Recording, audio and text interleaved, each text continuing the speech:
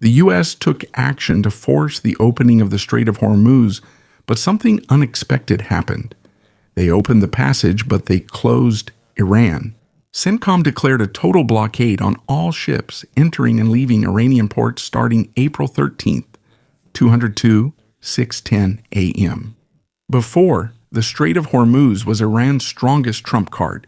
It was their way to control the flow of oil in the world. But now the situation has been reversed. The strait is no longer Iran's weapon. It has become a prison for them. Let's see what this really means. This isn't just a simple military operation. It's a planned way to cut off Iran's revenue. According to the announcement, the blockade covers all of Iran's ports and coastlines in the Arabian Gulf and Gulf of Oman. Since April 13, Iran has been almost isolated. Nothing goes in, nothing goes out. This includes Bandar Abbas, the largest port, where oil passes through. Bushehr, which has a navy base and industry. Chabahar, an important port for trade. All of these are closed. But the U.S. made a smart move. They didn't close the entire Strait of Hormuz. They only targeted Iran. Ships going to other countries like Saudi Arabia, UAE, Qatar, and Kuwait are still allowed. Two things happened here. Iran was squeezed, but the flow of oil to other countries continued. This is also safer internationally. For a total closure of the strait, what would be the real-life effects?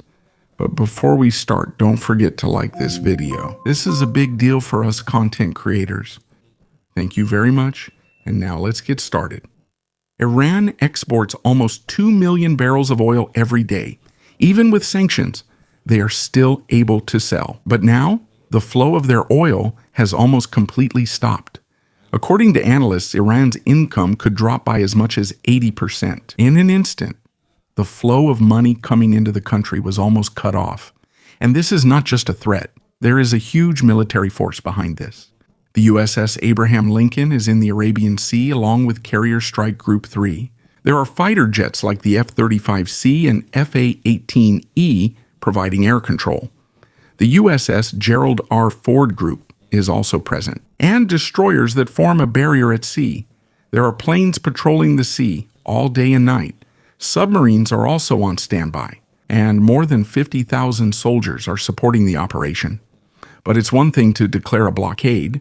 It's another thing to enforce it. The narrowest part of the strait is only 33 kilometers wide, and the shipping lane is even narrower, about 3 kilometers in each direction. In such a narrow place, a lot of tankers and hundreds of ships pass through every day. The U.S. Navy has to stop each one and check where they're headed, and let go of those not headed to Iran, day and night, non-stop, in any weather. That's how the system works. The destroyers form the blockade. There are radars and satellites monitoring all the ships. There are planes circling above. If there's a suspicious ship, they send a team using a helicopter. They will board the ship. They will inspect the cargo and the route. If it's headed to Iran, it will be sent back. If not, it will be released. It looks good on paper, but in reality, it's chaotic. There are ships that change their flags. Some lie about their route. There are tankers that turn off their signal. Iran has been doing this for a long time to avoid sanctions, and most likely they will use this method to get through as well. And if Iran takes military action, it will be a big problem, like using fast attack boats. Even though the Navy base in Bushehr has already been hit, Iran still has some strength left. There are hundreds of small boats, fast, easy to maneuver, scattered in different parts of the coast. They can use these to harass large ships by attacking all at once. Iran has been preparing for this for a long time. They also have missiles on the coast, hidden in different places, ready to target ships. There's also a threat from submarines. Their diesel-electric submarines are hard to detect, especially in the shallow waters of the Gulf. And another one of the most dangerous threats, sea mines. They can deploy these using small boats, even ones that just look like simple fishing boats. They do this at night. It only takes one night. The passage can become dangerous again. But the U.S. has a big advantage. Iran no longer has effective leadership to coordinate the attacks. The IRGC headquarters was damaged. The intelligence chief was killed. The center of the fast boat fleet in Bushehr was destroyed. Their weapons are still there. But there's no one left to plan and give orders? It's like an orchestra without a conductor. And there's another important part of the operation: removing the mines. Iran planted mines in the Strait of Hormuz. That's why the passage became dangerous. Commercial vessels avoided it. Insurance rates went up. And ship movement almost stopped on April 11. After this, the U.S. Navy started operations against the mines. There were ships that entered the Strait of Hormuz heading to the Arabian Gulf. This was the first time since the conflict began. Some thought this was the start of a full mine-clearing operation. But there was an important detail. The ships returned after only a few hours. This was not yet a full operation. It was just symbolic, a message that they are capable of entering and controlling the situation. Aside from this, there is still the threat that Iran could use hypersonic missiles, and technically there is still a ceasefire. The U.S. took this opportunity to pass through Hormuz. The message is clear. They can pass through whenever they want. But remember, destroyers are not for clearing mines. The real clearing will be done using underwater drones and special equipment. According to CENTCOM Commander Brad Cooper, they have started creating a new safe passage for ships, but it's not finished yet. No safe route has been announced. In the coming days, underwater drones will join the operation. There are also helicopters inspecting the sea to find and remove the mines. It took Iran several weeks to lay the mines, so it's expected that the clearing will also take several weeks. But with every mine that's removed, the passage gradually opens up. Each part becomes safer. The price of oil slowly goes down, and Iran's control over Hormuz is gradually slipping away. Even if they try to lay mines again, the U.S. can stop them, because they now control not just the sea, but also the air. Nowadays, battles don't just happen on land or at sea. They also play out in the information space, in the news. There are many sources. Different things are being said, and sometimes people get confused about what is true. That's why it's important to see different sides of the news, so we can better understand what the real news is. This system doesn't rate the articles themselves, but the actual news source, so you can immediately see which side a media outlet is taking. You can also see its accuracy score and who funds or owns it. It also has a feature called Blind Spot. Here, you can see which news stories are being shown by one side, but are ignored by the other. This can help you understand if there's any bias or something being hidden. This was created by a former engineer from NASA. Its goal is to help you avoid misinformation. Now let's go back to the bigger picture. This blockade isn't just a simple action. It's about taking away Iran's last trump card. Since the conflict began, Iran has been losing its strength piece by piece. First, their air defense collapsed. More than 100 coalition planes entered Iran's airspace. They struck central Tehran, and they returned safely. Even underground facilities were hit, using B-2 bombers with heavy bombs. Next, their naval power was destroyed. The naval base in Bushehr was demolished. The command chain was cut off. The IRGC headquarters was destroyed. The intelligence chief and operations commander were killed. Their allies were also weakened. The logistics hub in Miabad was hit. The supply lines to Hezbollah and the Houthis were cut off. And their last card, the Strait of Hormuz, their plan? To close it and to hold the world's economy hostage. This has long been their strongest threat. And when the conflict started, they actually managed to close it. As a result, oil prices suddenly soared. There was a fuel crisis in Europe. And there were even protests by truck drivers in different countries. But now, the U.S. is pushing to open the strait. They are clearing the mines. They are creating a safe passage for the whole world. At the same time, they closed off Iran. Oil can't get out. The things they need can't get in. Its revenue nearly dried up. Iran's previous plan? Close the strait to affect the whole world. But America's response? Fine, we'll open it. But we'll be the ones to lock you in. Their own weapon was turned against them. The strait is open to everyone except Iran. When it comes to allies, not everyone supported. Donald Trump said some would join, but for now, only the UAE and Bahrain have clearly shown support. The UK, Germany, and Australia refused. France also didn't get too involved. This means the US is almost alone in the operation. So there's a big question: how long can they keep this up? 2 carrier strike groups, many destroyers, planes, submarines. All of these need fuel, ammunition, people, and maintenance. They can last for a few weeks, maybe even a few months. But if it goes on for years, it's almost impossible. The real question is, will the US run out of strength before Iran gives up? For other countries, energy costs are rising. Countries like India, South Korea, and Japan need to find other sources of oil, especially India. It's one of the biggest oil importers in the world. Before they could buy cheap oil from Iran. Now they're forced to buy at higher prices. If this continues, there's a possibility of a global recession. And the most affected won't just be Iran, but also China. China is the biggest buyer of Iran's oil. Even with sanctions, they were still able to buy through ghost tankers. But now that flow has also been cut off, including China's tankers. They can no longer enter Iran's ports. This has a big impact on China. First, they no longer have cheap oil from Iran. They now have to buy at a higher price. Second, their investment in the Chabahar port. It seems useless for now. It has become a closed port. And most importantly, the U.S. has sent a clear message to China. We are the ones who control the flow of energy in the Gulf, and we can cut off any supply at any time. Most likely China will condemn this verbally, but in terms of real action, it's unlikely they'll get involved. They don't want to clash with the U.S., especially with the ongoing tensions in Taiwan. In the global oil market, the effects are mixed. Because Iran's oil is gone, prices are rising.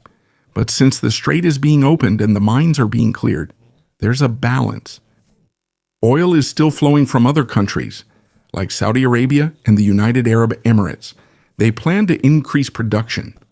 In the coming days, prices might stabilize, but Iran is no longer in the equation. And that's a big deal. For Europe, this has a big impact. When the flow of oil returns to normal, prices will go down. The truck driver in Dublin, the farmer in Paris, they might feel the change within a few weeks. Now, what else can Iran do? In theory, there are still options, but in reality, there are only a few left. They could lay mines again. But it's difficult now because the U.S. controls the airspace, and surveillance is continuous. They could also launch an attack at sea, but the naval base in Boucher is already destroyed. The fast boat fleet is weak, and coastal defenses are lacking. Iran can still retaliate. For example, they could attack the energy facilities of countries in the Gulf, like what happened in Jubail. But this is risky, because this will push Saudi Arabia and the United Arab Emirates even more against Iran. They will be even more isolated. They could also use their proxy forces, but their system is already weak. The command chain of the IRGC is broken. The logistics hub in Miabad was hit. The supply lines were cut. Even the peace talks in Pakistan were affected. It collapsed, and after that the blockade came. The message was clear. Go back to the negotiations or the pressure will increase even more. And the most important reality, the blockade is slowly strangling Iran's economy. If their oil revenue reaches zero, they'll have a hard time paying their soldiers. It will be difficult for them to make weapons. Support for their allies will dry up. Time is not on Iran's side. Every week their position gets weaker. Donald Trump's message is clear: negotiate or you will sink. For many years, Iran has threatened the world using Hormuz. They say, this is our weapon. And it's true. It became their weapon. When they closed the strait, oil prices suddenly soared. There was a fuel crisis in Europe. Some countries ground to a halt, but on April 13, 2026, the U.S. took back that weapon and reversed it, opening the strait but closing off Iran. The mines are being cleared, but their oil is trapped. World trade is free, but Iran is isolated. This is a clear example of a country defeated by its own strength. The Strait of Hormuz is no longer Iran's weapon now. And if we continue the discussion here, one thing becomes even clearer as the situation goes on.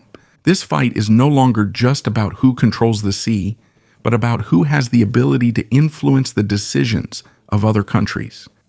Because at this point, the focus is starting to shift. It's no longer just about Iran and the US, but about how other countries are being forced to choose a side even if they don't want to. Let's think about this. There are countries that just want to remain neutral, don't want to get involved, don't want to interfere. But when the energy supply, trade routes, and prices of goods are affected, they're forced to make a decision. And most of the time, it's not based on politics, but on necessity. For example, if a country suddenly has trouble with its oil supply, they need to look for an alternative. And whoever can provide, that's who they'll approach. Not because they want to, but because they have to. And this is where what's called silent alignment comes in. There's no formal alliance, no announcement. But through their actions, you can see which side they're taking. Now, there's another deeper effect, the change in the bargaining power of each country. Before, Iran had leverage because of Hormuz. They could say that if you mess with us, the whole world will be affected. But now, that leverage is gone. And when you lose leverage in negotiations, that's a different story. You're no longer negotiating as an equal, but as a side with limited options. And this is one of the biggest changes in the dynamics of the situation. Now let's look at the effect on the long-term planning of big companies. It's not just the government that's adjusting, but also the big companies in the world, oil companies, shipping giants, manufacturing firms. When they see that a region is unstable, they start thinking about a long-term shift. For example, moving the supply chain to another country, avoiding high-risk routes, and diversifying energy sources. And these decisions are not easily reversed. Once they make the shift, it's often permanent. This means that even after the crisis ends, there are changes that can't be undone. Now, there's another aspect that's often overlooked, the impact on innovation. When there's a crisis, the world is forced to look for solutions. Technology develops faster. Adaptation happens more quickly. For example, more advanced tracking systems for ships, more efficient fuel alternatives, stronger logistics planning. In other words, pressure drives progress. But there's a trade-off. Because while some countries advance due to adaptation, some countries get left behind. And in this case, there's a big risk that Iran will be left behind. Now let's talk about another angle, the effect on global currency flow. When oil trade patterns change, the flow of money also changes. Some countries earn more, some countries lose income. And when this happens, there's a shift in economic power. You won't see it right away, but over time, the effects become apparent. Some currencies get stronger, some currencies get weaker, and in the end, the balance of the global economy changes. Now, there's another quiet but important factor: time. As the blockade goes on, two things happen. One side gets tired, the other side gets used to it, and sometimes getting used to it is more dangerous. Because when the world gets used to a country being out of the supply chain, it slowly gets forgotten. And when that happens, even if they come back, they're not as important as they used to be. This is what's called a gradual loss of relevance. It's not sudden, it's not dramatic, but it's continuous. Now let's think about the worst case scenario for Iran. Not war, but irrelevance. The point where even without them, the world can still function. And if it reaches this situation, this is the hardest to recover from, because it's no longer about losing strength. It's about losing the world's need for them. Now let's go back to a more strategic perspective. If you look at the actions of the US, it's not just about controlling a choke point. It's a demonstration. It's a message to the whole world that they can isolate a country without shutting down the entire system. Precision, not total shutdown. And this is the new model of pressure. More targeted, more controlled, harder to counter. And as other countries see this, they're also adjusting. They're being cautious, making plans. because they know this could happen to others too. Now, in the end, there's one question that remains. In this kind of fight, what really is the measure of victory? It's not just territory, not just military strength, but control. Control over the flow of resources. Control over the decisions of other countries. Control over the course of the economy. And at this point in the story, it seems that's the real battle. It's not about who has more weapons, but about who has more control over the system. Because in the modern world, true power is no longer measured by firepower, but by the ability to shape the world without having to destroy it. And as the situation goes on, there's another quiet change that's slowly happening. The shift of the center of control from physical locations to systems. Before, control was visible. Ships, missiles, military bases. But now, control is getting stronger in ways you can't immediately see. This is control over data. Every moving ship has a digital record. Every route has a history. Every transaction leaves a trace. This means that even if you don't block a port, you can still stop movement using information. And this is a major shift. You don't always need to use force anymore. Sometimes knowing where the enemy will move is enough. Now let's think about the effect of this on countries that rely on a concealment strategy. Those who use fake routes, change the ship's identity, or hide the origin of the oil. As time goes by, this becomes even harder because the world is more connected now. Information travels faster. It's harder to hide. And in this kind of setup, countries that rely on this tactic are gradually losing their advantage. Now let's look at another angle, the effect on future investors. In every crisis, there are two types of investors. Those who back out and those who wait for an opportunity. But in situations like this, more people become cautious. When they see that a country can be easily isolated, they become hesitant. Even after the crisis, there's a fear that it might happen again. That's why investment doesn't come back right away. And if it does return, it's smaller, more cautious, and more controlled. This is the long-term damage that's not immediately visible. It's not a headline, but it's felt in the economy. Now, there's another important part, the change in the mindset of leaders. When they see what happened here, there are two reactions. Some will become more aggressive. They'll think they need to strengthen their own defense, but others will become more cautious. They'll avoid certain situations, which could lead to this kind of isolation. And this is where changes in global behavior happen. More countries will become more calculated. They will think more about the consequences before acting. Now let's talk about another thing that's not obvious, the effect on decision time. Before, moves like these took a long time before you could see the effect, but now it's much faster. Within a few days, you can immediately feel the effect on the market, on prices, on supply. This means the pressure builds faster too. And when pressure builds faster, the response is also faster. But there's a downside to this. Decisions are made more quickly. The chance of making mistakes is higher. And in a situation this big, a single wrong move can cause a huge problem. Now let's look at a deeper perspective, the shift of power from the resource to the control of access. Before, those who held the oil had the power. But now, those who control who can use it are the ones with real power. This is a big change because even if you have the resource, if you can't get it out, it's useless. And this is exactly what's happening. Iran's oil isn't disappearing. It's still there, but they can't use it. They can't sell it. And in the world of economics, a resource that can't be moved is almost worthless. Now there's another layer, the effect on future alliances. As other countries see what's happening, they become more careful in choosing partners. They're not just looking at who's powerful, they're looking at who's stable, who's reliable in the long term, and who's not easily isolated. This is the new standard. It's not enough to have resources, you also need stability.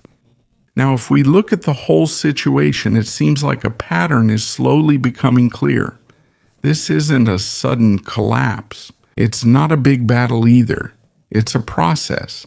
A gradual change in which a country slowly loses its options. not because of a single strike, but because of a series of limitations. And as time goes by, what they can do gets smaller and smaller, until it reaches the point where the only choice left is not how to fight, but how to adjust. And at the end of it all, there's a simple realization.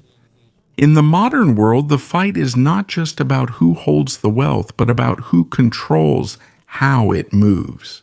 Because no matter how much you have, if you can't make it move, you're still not winning. Hello?